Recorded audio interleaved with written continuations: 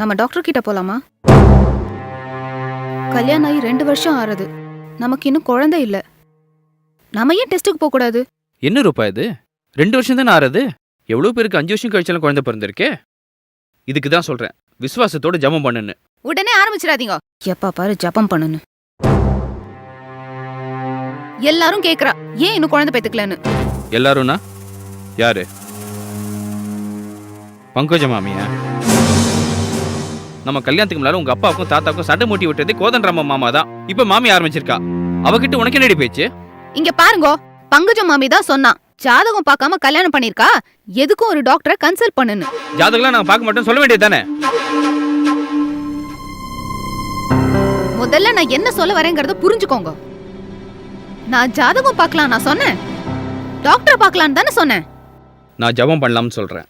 எனக்கு நன்னா புரிஞ்சிடுத்து. You are a fanatic. No, this is faith. Have faith in God, but lock your carன்னு சொல்வா. யாரோ சொன்னது நமக்கு எதுக்கு? விசுவாசத்தினாலே நீங்கள் எதை கேட்டாலும் அதை நான் தருவேன் என்று ஜீசஸ் சொல்லியிருக்காரு.